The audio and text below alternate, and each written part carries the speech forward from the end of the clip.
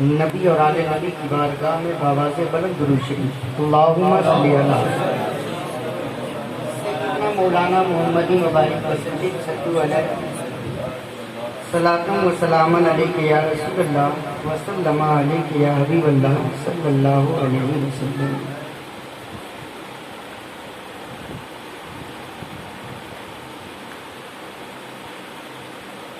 حضرات،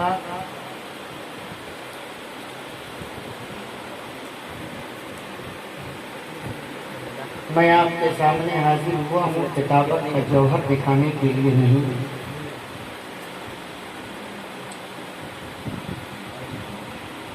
گھر کی بات گھر والا بتائے تو سننے میں مزہ بھی آتا ہے۔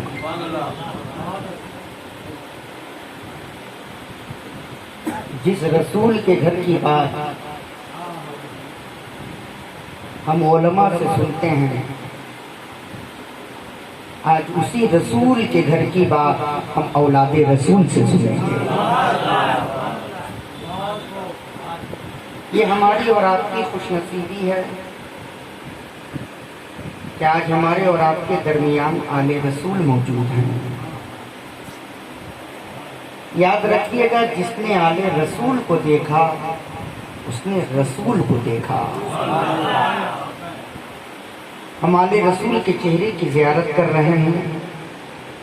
اللہ تعالی ہماری ان محبتوں کو سلامت رکھے، اور اگر یہی محبت دنیا میں قائم رہی تو ہمارا عقیدہ ہے کہ دنیا کی کوئی چیز کام آئے نہ آئے، میدان محشر میں آل رسول کی محبت ضرور کام آئے۔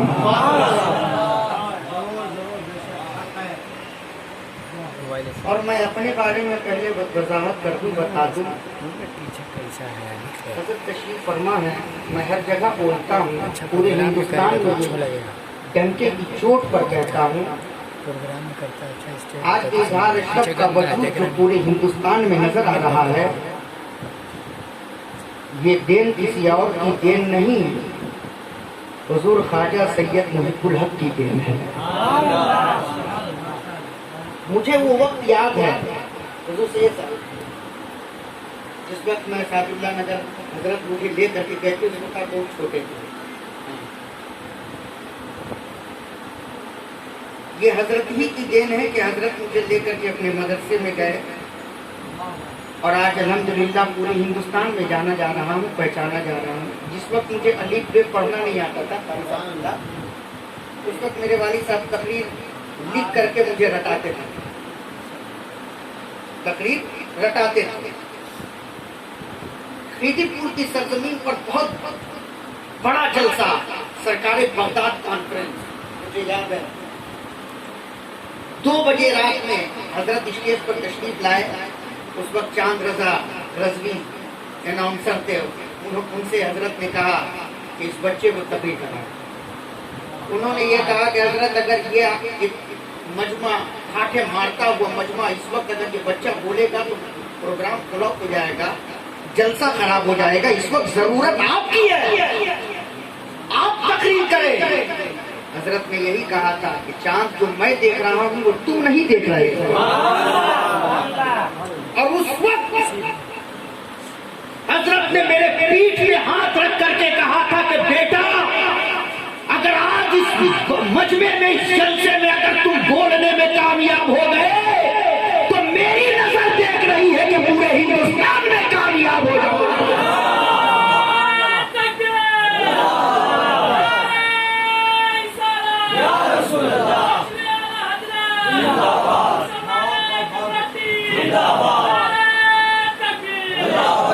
یہ حضرت کی دعاؤں کا اثر ہے، حضرت کی دعاؤں کا اتنا اثر ہے کہ آج جس اسٹیج پہ کھڑا ہوتا ہوں، حضرت کی دعاؤں نے اتنا نوازا ہے کہ ہر منزل پہ کامیابی ملتی نظر آتی ہے۔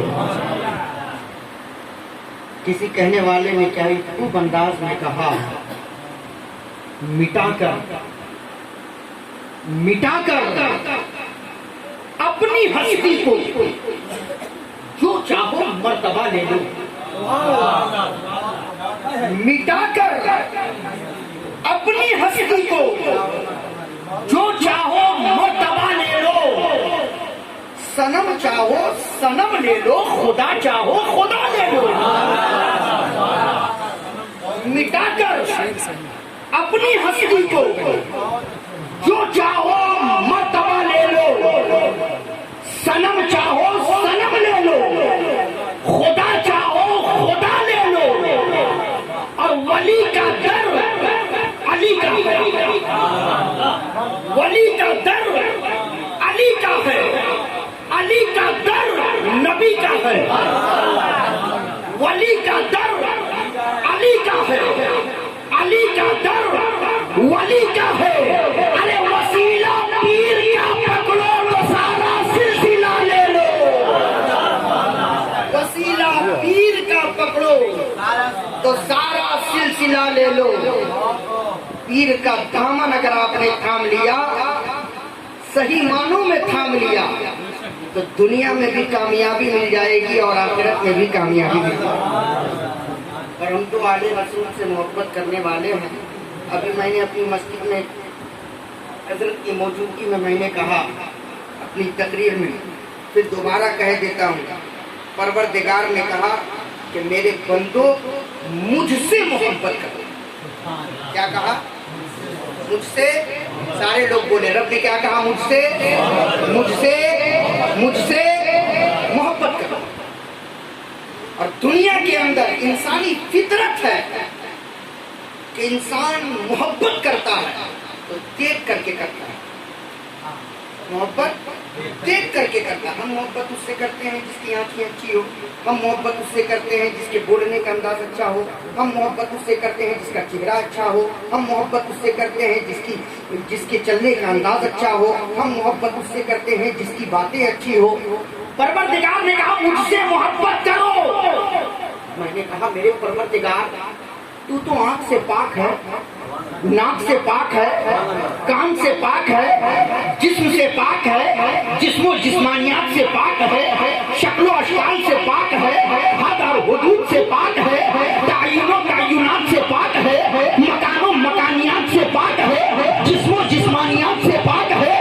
اے میرے پروردگار ہم تجھے دیکھ سکتے نہیں، اور جب ہم تجھے دیکھ سکتے نہیں تو تجھ سے محبت کیسے کریں؟ ہم تجھے دیکھ سکتے نہیں تو تجھ سے محبت کیسے کریں؟ تو پروردگار نے کہا میرے بندے گھبرانے کی ضرورت نہیں ہے، ایسا محبوب میں دے رہا ہوں، ایسا رسول میں دے رہا ہوں، جنہیں دیکھو گے تو دیکھتے ہی رہ جاؤ گے۔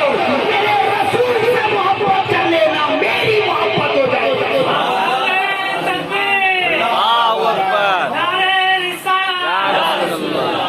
میرے حبیب سے محبت کر لینا، میری محبت ہو جائے گی۔ میرے پیغمبر سے محبت کر لینا، میری محبت ہو جائے گی۔ میں نے مدینے کی طرف ہاتھ جوڑ کر کے رک کر کے میں نے کہا یا رسول اللہ صلی اللہ علیہ وسلم، اے میرے آقا، ہماری آنکھوں میں وہ پاور نہیں، ہماری آنکھوں میں وہ طاقت نہیں، ہماری آنکھوں میں وہ قوت نہیں، ہمارے اندر وہ طاقت نہیں کہ میرے آقا ہم آپ کو دیکھ سکے۔ یا رسول اللہ، آپ کا مقام اتنا اعلیٰ، آپ کا مرتبہ اتنا اعلیٰ کہ صحابہ نے آپ کو دیکھا، ان کا درجہ اتنا بلند ہو گیا، اتنا بلند ہو گیا کہ صحابی رسول جس سواری پر جلوہ گر ہو جائے، اس سواری کے خون سے بے جان زمین کا ذرہ بچ جائے تو اس ذرے کی اتنی بڑی فضیلت ہے کہ غیر صحابی کتنا ہی بڑا غوث قطب ولی کیوں نہ ہو جائے مگر اس ذرے کے درجے تک نہیں پہنچ سکتا ہے، اس ذرے کے مقام اور مرتبے تک نہیں پہنچ سکتا ہے۔ یا رسول اللہ، صحابہ نے دیکھا تو ان کا مقام اتنا اعلیٰ ہو گیا، مگر یا رسول اللہ ہم تو آپ کو دیکھ نہیں سکتے، ہم تو آپ کو دیکھ نہیں سکتے، پھر آپ سے محبت کیسے کریں؟ یہ میرے آقا، ہم نے قرآن کی تلاوت کی تو ہمیں قرآن میں بتایا نبی کا چہرہ بدخا، نبی کی آنکھیں ما زاغ البصر وما طغى، نبی کے لبھائے مبارک، نبی کے دانت یاسین، نبی کا سینہ علم نشرح لک صدرک، نبی کا اخلاق انک لعلی خلق عظیم۔ یا رسول اللہ ہمیں قرآن نے بتایا نبی کا چہرہ ایسا ہے، نبی کی آنکھیں ایسی ہے، نبی کا اخلاق ایسا ہے، نبی کا کردار ایسا ہے، نبی کے چلنے کا انداز ایسا ہے، لیکن یا رسول اللہ ہم آپ کو دیکھ نہیں سکتے تو آپ سے محبت کیسے کریں؟ تو مدینے سے آواز آتی ہے نادان، اگر تو رسول کو نہیں دیکھ سکتا تو آل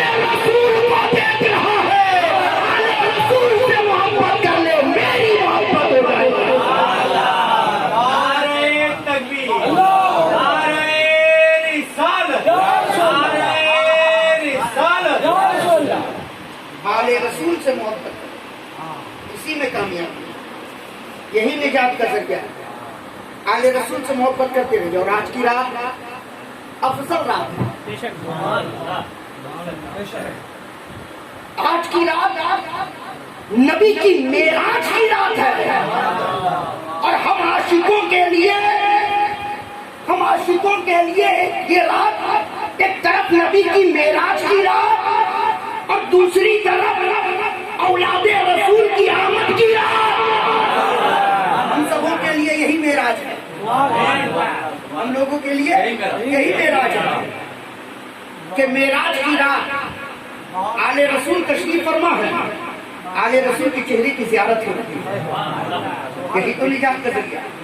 اچھا، نبی کی معراج، الحمدللہ حضرت نے بڑی اچھی گفتگو نوری جامع مسجد میں ابھی مغرب کے بعد حضرت کی ہوئی، جو نکات حضرت نے دیا ہے میں نے بہت کچھ حاصل کیا۔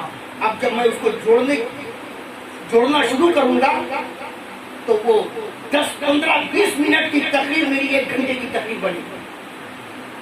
جو 5 حروف پہ حضرت نے گفتگو کی، میم عین را الف جیم، یہ 5 حروف پہ حضرت نے جو بات کی، لیکن میں یہ کہنا چاہوں گا نبی معراج میں گئے، کہاں گئے؟ اوپر۔ آج مودریز اس پہ اسی کو لے کے اعتراض کرتے ہیں، کہتے ہیں مولانا تھوڑا اوپر دیکھو۔ ہم نے کہا ہم نہیں دیکھیں گے، تم دیکھو۔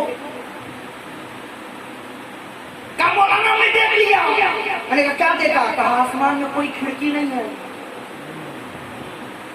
کوئی دروازہ نہیں ہے، کوئی روشن دان، کوئی شگاف، کوئی سوراخ، کچھ نہیں ہے۔ میں نے کہا تو آپ کہتے ہو کہ نبی آسمان کے اس پار گئے، کیسے گئے؟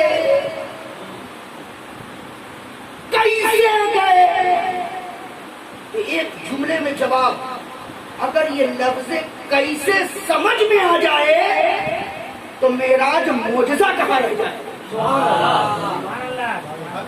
کیسے سمجھ میں آ جائے تو پھر معراج معجزہ کہاں رہ جائے؟ نبی کا جانا معجزہ، میرے مصطفیٰ کا آنا معجزہ۔ کہتے ہیں نبی کیسے گئے؟ تو کوئی جھگڑا نہیں، کوئی لفڑا نہیں، ڈنڈا نکالنے کی ضرورت نہیں۔ اس کو قریب کرو، اس کے کان میں بولو، یہ بتاؤ مسلمانوں کے باپ اور دادا کون ہیں؟ حضرت آدم۔ اب اس سے پوچھو حضرت آدم دنیا میں آنے سے پہلے کہاں تھے؟ جنت کہاں ہے؟ نیو مارکیٹ میں؟ جنت کہاں ہے؟ چاندنی میں؟ جنت کہاں ہے؟ دلی میں؟ جنت کہاں ہے؟ ممبئی میں؟ جنت ادھر ہے نہ ادھر؟ اب کتاب کھولو تو پتا چلے گا کہ جنت ادھر نہیں، جنت ہے ادھر۔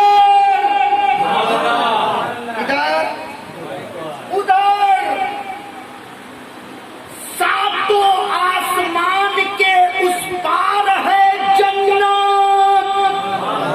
ساتوں آسمان کے اس پار ہے جنت۔ اب حضرت آدم جنت سے دنیا کی طرف چلے، ساتواں آسمان کراس کیا تبھی تو چھٹے پر آئے، چھٹا کراس کیا تبھی تو 5ویں پر آئے، 5واں کراس کیا تبھی تو 4تھے پر آئے، 4تھا پار کیا تبھی تو 3رے پر آئے، 3را پار کیا تبھی تو 2سرے پر آئے، 2سرا پار کیا تبھی تو پہلے آسمان پر آئے، پہلا پار کیا تبھی تو زمین پر آئے۔ کوئی بائی پاس نہیں، کوئی پیچ روڈ نہیں، آسمان کو پار کرتے ہوئے آنا ہے۔ اب اسے یہیں پہ رکھو۔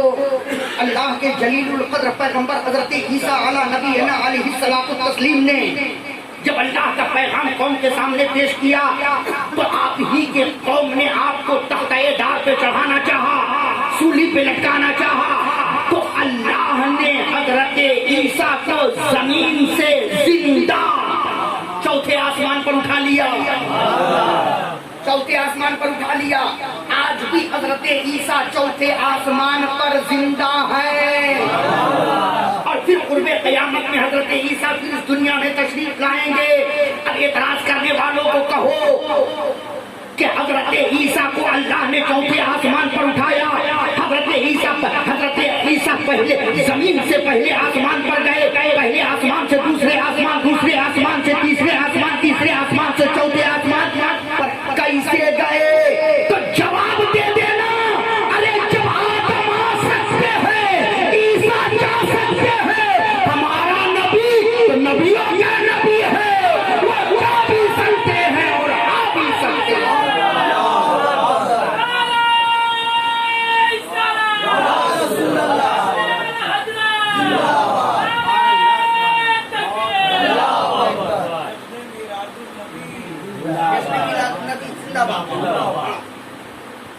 یہی سوال کسی نے گرو نانک سے بھی کیا تھا.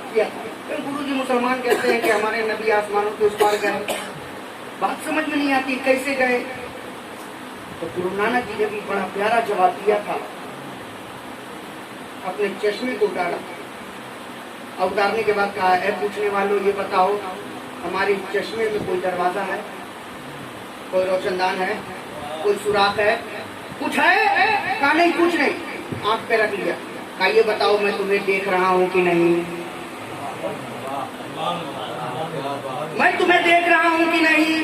کہا لیجیے گرو جی اگر پہلے کم دیکھتے ہوں گے, اب اگر چشمہ آنکھ پہ رکھ لیا ہے تو پہلے سے زیادہ دیکھ رہے ہوں گے. تب گرو نانک جی نے کہا تھا کہ سوال کرنے والوں سنو, جب میری آنکھ کے نور کا یہ عالم ہے کہ اس پار سے اس پار ہو جائے, تو مسلمانوں کا نبی تو نور علی نور ہے, وہ جا بھی سکتے ہیں اور آ بھی سکتے ہیں. مصطفیٰ معراج میں رب کی بارگاہ میں. ہمارے گھر میں اگر کوئی پہلے آتا ہے تو پہلے کیا کرتا ہے؟ کیا کرتا ہے؟ سلام کرتا ہے. اگر سلام نہ کرے تو کہیں گے بڑا بھی ادب ہے. اس کے گھر والوں نے لگتا ہے اسے سکھایا نہیں, سمجھایا نہیں ہے کہ کہیں جاؤ تو پہلے سلام کرو. نبی گئے, کیا نبی نے اللہ کی بارگاہ میں سلام کیا؟ مصطفیٰ نے کیا کہا؟ نبی نے کہا التحیات للہ والطیبات للہ والصلوات للہ. اے اللہ, مالی عبادت تیرے لیے, بدنی عبادت تیرے لیے, جانی عبادت تیرے لیے, ہر طرح کی عبادت.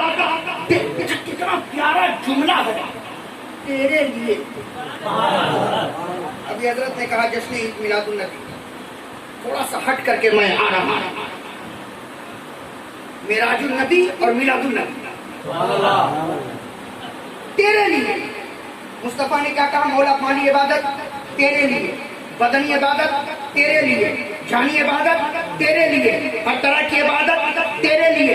پروردگار نے کہا محبوب میں نے پوری کائنات بنائی. بلند آواز سے بولے, پیار سے کو لیتا ہوا, میں نے پوری کائنات بنائی. میں نے کہا مولا اتنا پیارا جملہ,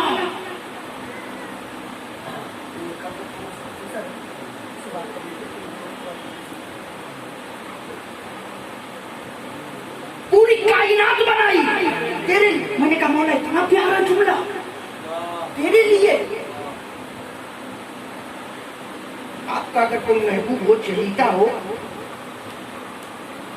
اگر آپ اسے اپنے گھر بلاؤ تو چاہے جتنا زیادہ بزی ہوگا, دکان بند کر دے گا, کام چھوڑ دے گا, سب کچھ چھوڑ کر کے آپ نے بلایا ہے دوڑ جائے گا. اور آپ کے یہاں جانے کے بعد دروازے پر کھڑے ہو کر کے کہے گا کہ سنو بہت کام تھا, بہت کام تھا, بہت بزی تھا, مگر سب کچھ چھوڑ کر کے میں تیرے گھر آیا. میں تیرے گھر آیا, بولیے نا, میں تیرے گھر آیا. کس کے لیے؟ میں تیرے گھر آیا, میں تیرے گھر آیا. یہ مت سمجھنا کہ میں تیرے گھر آیا تیرے باپ کے لیے. میں تیرے گھر آیا، میں تیرے گھر آیا، میں تیرے گھر آیا، اور جب تیرے لیے آیا تب ہوگا وہی جو تو چاہے گا۔ جب تیرے لیے آیا تو ہوگا وہی جو تو چاہے گا۔ تو چاہے گا میں گھر کے اندر چلا جاؤں، میں چلا جاؤں گا۔ تو چاہے گا میں بیٹھ جاؤں، میں بیٹھ جاؤں گا۔ تو چاہے گا میں کھا لوں، میں کھا لوں گا۔ تو چاہے گا میں لیٹ جاؤں، میں لیٹ جاؤں گا۔ تو چاہے گا میں ٹھہرا رہوں، میں ٹھہرا رہوں گا۔ تو چاہے گا کہ میں تیرے یہاں رکا رہوں، میں رکا رہوں گا۔ تو چاہے گا میں چلا جاؤں، میں چلا جاؤں گا۔ اس لیے کہ میں تیرے گھر آیا، میں تیرے